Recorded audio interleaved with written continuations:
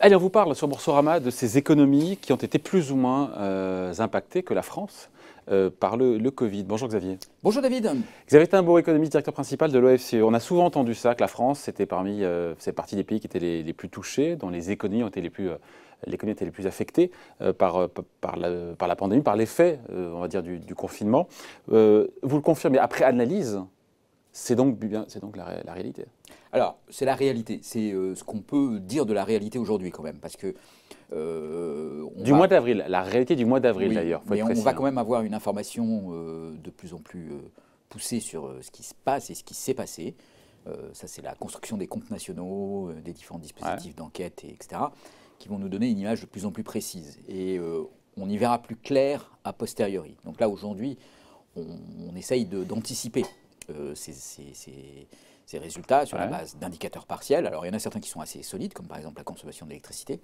Et puis aussi, par exemple, sur la base des mesures qui sont prises, et donc qui ne sont pas les mêmes d'un pays à l'autre, et donc qui vont avoir des impacts économiques différents.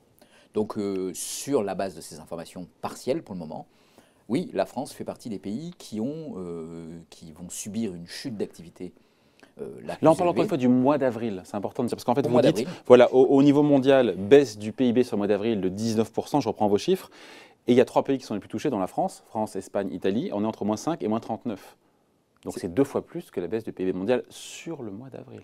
C'est ça, sur le mois d'avril. Alors le mois d'avril, c'est, pour ceux qui ont oublié, un mois dans lequel la plupart des économies occidentales étaient en confinement strict, plus ou moins strict d'un pays à l'autre.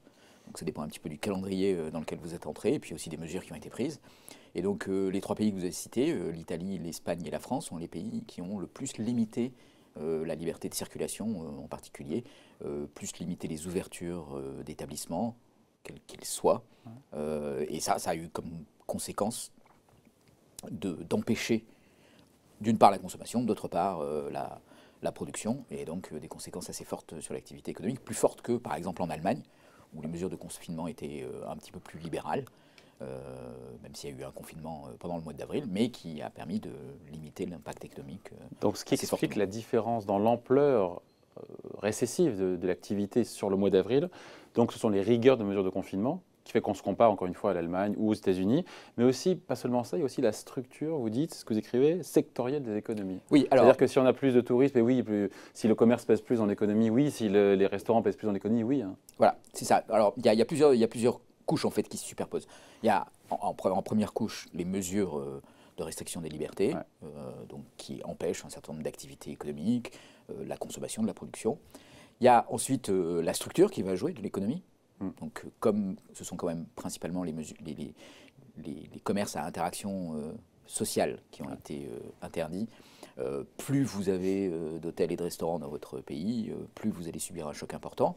C'est une des raisons, par exemple, pour laquelle l'Allemagne a subi un choc moins important, parce qu'il y a plus d'industries et d'industries lourdes dans lesquelles il y a beaucoup de processus qui ne s'arrêtent pas comme ça et qui n'impliquent pas d'avoir des salariés les uns sur les autres, donc, et qui n'impliquent pas d'avoir des consommateurs sur un lieu public. Donc ça permet d'avoir une approche plus souple au moment du confinement. Et puis alors, il y a encore une autre couche qui se rajoute, qui est que les économies sont en interaction les unes avec les autres. Et donc dans la chute d'activité que vous allez avoir chez vous, il va y avoir aussi le fait que si vous êtes un pays dans lequel il y a beaucoup de tourisme, comme il n'y a plus eu du tout de tourisme pendant le confinement, vous allez subir un impact plus important qu'un pays dans lequel il y a beaucoup moins de tourisme. Et il y a plus de tourisme et donc, Espagne, en France. Voilà, une des grandes différences entre l'Espagne et l'Allemagne, par exemple, c'est quoi en poids de PIB, en pourcentage de PIB J'ai aucune idée de ce que pèse le tourisme. C'est quoi, c'est 2 points, 3 points en France? Alors, en France, la contribution extérieure du tourisme, parce que le tourisme est quelque chose de compliqué, il y a un tourisme interne et un tourisme externe. Contribution extérieure, oui, les touristes. Donc, le solde net du tourisme en France contribue pour 1 point de PIB. 1 point de PIB. Voilà, et c'est 2 à 3 fois plus, à 4 fois plus dans les autres pays d'Europe du Sud. Donc c'est des impacts qui ne sont pas négligeables. Alors, qui ne sont pas négligeables et qui d'ailleurs vont persister. C'est-à-dire que les mesures de limitation des libertés spécifiques au confinement vont se lever, mais elles ne vont pas toutes se lever, et en particulier vont subsister les mesures qui concernent le tourisme. Ouais. Donc là, on aura des effets persistants sur certaines économies. Donc ceux qui ont été le plus touchés pendant le confinement seront aussi les économies pour lesquelles il y aura persistance ensuite. Ouais. Après, encore une fois, sur les pays qui s'en sont mieux sortis que nous, l'Allemagne, on a compris, ils sont moins confinés. Après, ils dépendent plus des exports, donc il faut voir aussi l'effet l'un dans l'autre. Mais sur les États-Unis, qui ont été dans la baisse d'activité sur le mois d'avril, est moindre, c'est parce que peut-être que le confinement est arrivé plus tard aussi chez eux. Alors, le confinement est arrivé plus tard et il a été moins strict. Il a été moins strict. Alors, pour différentes raisons. Hein. Il y a une partie des États-Unis qui est une zone avec une densité de population qui est plus faible, dans laquelle il y a eu peu de confinement en fait. Le confinement a été très décentralisé. Et l'épidémie s'est pas produite de la même façon partout. Le gros foyer de l'épidémie aux États-Unis, c'était New York, quelques villes de la côte Est. Mais dans le reste des États-Unis, on avait des niveaux d'épidémie qui étaient assez faibles. Donc, et comme il y a un certain isolement entre ces différentes parties, surtout quand on arrête le transport aérien, bah, ça a permis d'avoir des mesures beaucoup moins strictes dans certains. Donc les pays qui s'en sortent mieux que nous, dont l'économie a été moins impactée, sont les économies qui ont moins fermé, qui ont été moins restrictives sur les libertés, qui sont rentrées plus tard, qui sont moins dépendantes du tourisme. C'est ça toutes les Oui, le premier facteur, c'est les mesures de confinement que vous avez appliquées. Ouais. Voilà. Alors, pourquoi on a plus ou moins de mesures de confinement principalement, la principale raison qui explique la différence de mesures de confinement, d'intensité du confinement, c'est en fait le développement de la pandémie sur le territoire. Donc là, après, il y a des choix politiques. Je pense à la Suède, encore une fois. Il y a tout un débat autour de la Suède. Il y a quelques choix politiques. Ils ne sont pas nombreux, parce que peu de pays ont pris le risque de se démarquer par des politiques. Parce qu'au final, la baisse du PIB en Suède est quand même très forte parce que l'économie très ouverte. Voilà, économie très ouverte. Même si au final, il n'y a pas eu de confinement chez eux. Et un impact économique qui a été plutôt fort, et puis un confinement qui a été plutôt faible, avec une épidémie qui s'est en fait plus développée qu'ailleurs. 5 000 morts pour 8 4 fois plus que les pays voisins 5 000 morts pour par rapport à la population. Donc c'est pas, enfin la stratégie suédoise n'est pas forcément celle qu'on recommanderait a posteriori. C'est compliqué de faire des choix dans la situation, mais a posteriori, voilà, le confinement a coûté beaucoup en termes économiques, mais a aussi été très efficace en termes sanitaires. Donc là où les confinements stricts ont été appliqués, il y a eu une décrue de l'épidémie, et très probablement, si on n'avait pas fait de confinement, il y aurait eu continuation de l'épidémie. C'est la même courbe en Suède, sauf qu'elle monte plus haut, mais elle redescend elle aussi aujourd'hui. Elle redescend parce qu'il y a quand même eu du confinement en Suède. Il y a des mesures de confinement intermédiaires qui reposent beaucoup sur la responsabilité individuelle. C'est en gros quand même, ça c'est un autre facteur qui différencie les confinements entre les pays dans lesquels on a été obligé de faire une pédagogie, on va dire, un peu brutale. Comme la France, l'Italie, l'Espagne, où on a craint que les gens ne respectent pas, et donc où on a demandé aux forces de l'ordre d'appliquer avec grande sévérité le confinement, et les pays dans lesquels on a plutôt reposé sur la confiance des individus, en leur disant voilà, distanciez-vous au maximum, mais si vous êtes à bonne distance des autres, vous pouvez continuer à avoir une vie normale. Donc ça a été fait à l'extrême en Suède, c'est un petit peu plus la stratégie qui a été adoptée en Allemagne. Et ça, évidemment, ça se traduit en termes économiques assez directement. Ouais. Encore une fois, ce qui a été analysé par l'OFCE, c'est le mois d'avril. Donc le mois où quasiment tous les pays du monde ont été confinés à peu près en même temps. Mais si ça se trouve, le jour où on fera les comptes, la France peut-être s'en sortira mieux, ou c'est sûr qu'on fera moins bien que les autres parce que c'est plié? Alors non, c'est pas du tout plié. C'est pas du tout plié. Il y a Pour l'instant, on est à moins 11. Hein, ce que nous dit le gouvernement, c'est moins 11 de croissance cette année. Voilà, il y a plusieurs facteurs qui vont jouer. Il y a votre exposition à ce qui se passe dans le monde, et qui sont les facteurs que vous maîtrisez pas. Certains pays sont plus exposés que d'autres sur des secteurs qui seront le tourisme, dont le tourisme, par exemple. Bon, ok, là on n'y peut pas grand-chose, mais on sera de ce point de vue-là probablement moins touché que l'Italie ou l'Espagne ou la Grèce. Où ça pèse plus, la contribution extérieure pèse plus en point de PIB que chez nous. Je ne connais pas les chiffres, c'est pour ça. Donc un point en pèse France, plus avec un ratio de 1 à 4. Ah ouais, d'accord. Ouais. Donc c'est considérable. En Grèce, c'est considérable le tourisme. Bon. Le tourisme représente à peu près un tiers de l'économie. Je pense plus à l'Espagne et l'Italie qu'à la Grèce. Oui, alors l'Espagne et l'Italie, c'est moins extrême que la Grèce de ce point de vue-là. Donc il y a ce premier élément.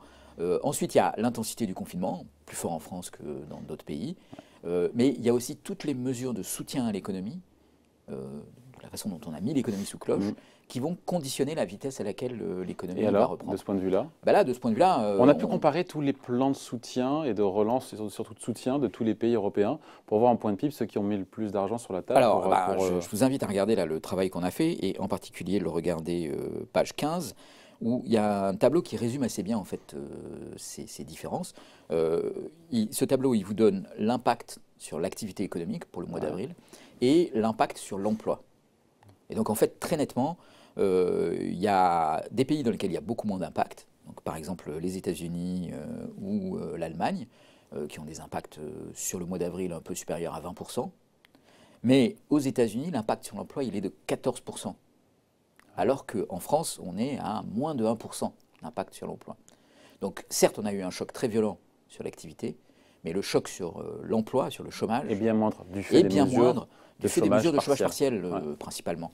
Alors qu'aux États-Unis, il n'y a pas ces mesures. Mais ce qui fait qu'aux États-Unis, un certain nombre de gens ont perdu leur emploi, ont dû se retourner vers l'assurance chômage, mais ont aussi... ont reçu des chèques aussi. Alors, ils ont reçu des chèques, mais ils ont quand même réduit leur consommation.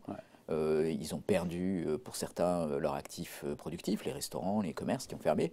Et ça réduit la consommation aux États-Unis. Et ça va engendrer toute une spirale récessive à laquelle on va peut-être en partie échapper. Donc, ce qui va se passer dans la suite... Parce que ma question, c'est la reprise. C'est effectivement, la France, c'est un pays qui a le plus lourdement chuté. En termes d'activité, on l'a vu. Ma question, c'est, on se dit, plus ça chute bas, plus ça va remonter, sauf que ce n'est pas aussi simple que ça.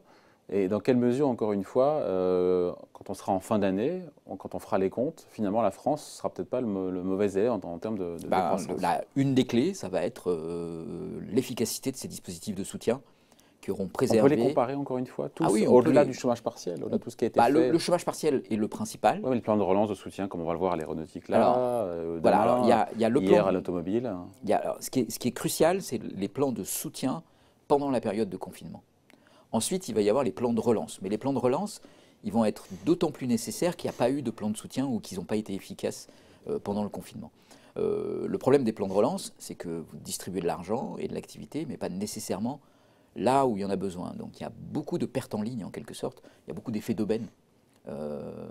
Parce que quand vous voulez relancer une économie dans laquelle le secteur aéronautique a été détruit, à moins de commander beaucoup d'avions pour les stocker sur des parkings, si vous faites une relance de l'économie, vous allez provoquer des ventes de voitures, des ventes d'appareils ménagers ou de tourisme, mais pas nécessairement directement d'avions. Donc ça permettra à ceux qui ne travaillent plus dans l'aviation d'aller trouver un emploi ailleurs, mais ça c'est des processus qui sont plus longs, plus difficiles, et qui se traduisent par un chômage qui est persistant et l'accumulation.